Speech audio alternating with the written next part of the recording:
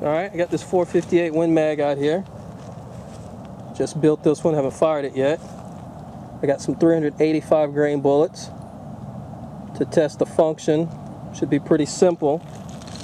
These are really light loads. It's 16 grains of Trail Boss. If you're familiar with that powder, you know that's a lot of cowboy action shooters shoot. So we'll see how this all performs here in just a little bit. Here you can see a little bit more about the gun. Still a little bit rough. Put a really cheap Bushnell Sport View on it. Get a shot of that. And you can see it's a standard Mauser 98 bolt action. It is in 45 caliber, 458 Win Mag. Take a look at that bore. Nice big hole. And should try firing it in just a few minutes. See how it goes. Okay, so before we put any rounds downrange through this new gun, I just kind of want to bore sight it. And what that means is we have a target downrange about 25 yards, maybe a little less right here. But as you can see, this very bottom dot is where I want to focus. This guy, that guy right there. That's what I want to focus. So to bore sight is a rough adjustment for your scope. Here's the scope that you see we got set up. And let's see if I can get a little closer. Hopefully you can see through there. That image is not great, but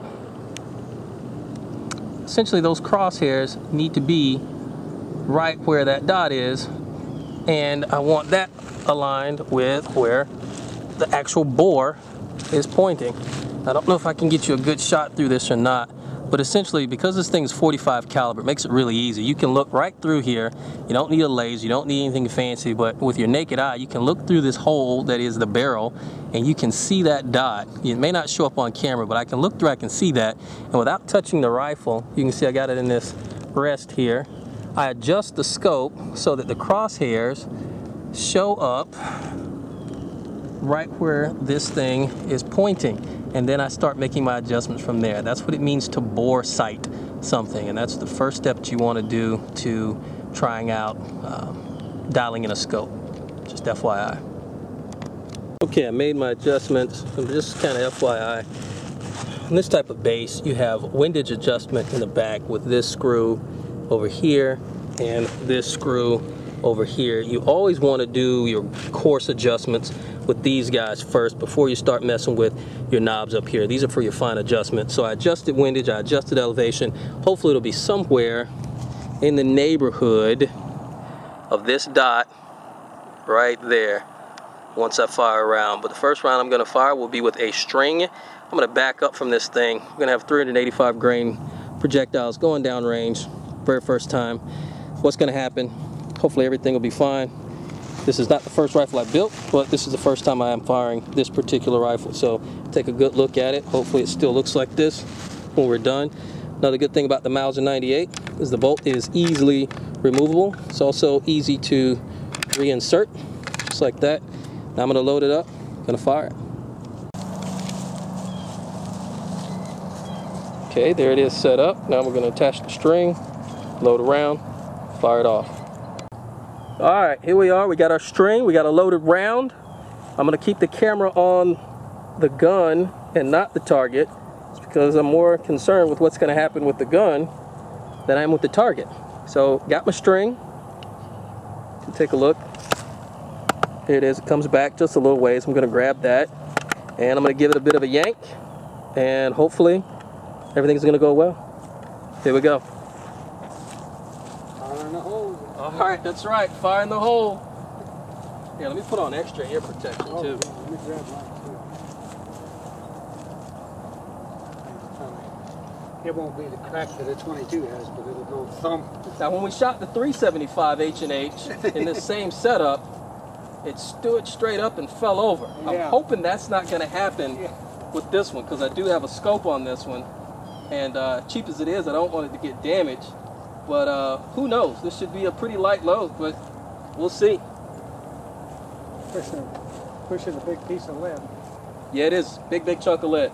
All right, here we go. 458 Win Mag, 385 grains of Trail Boss, and here we go.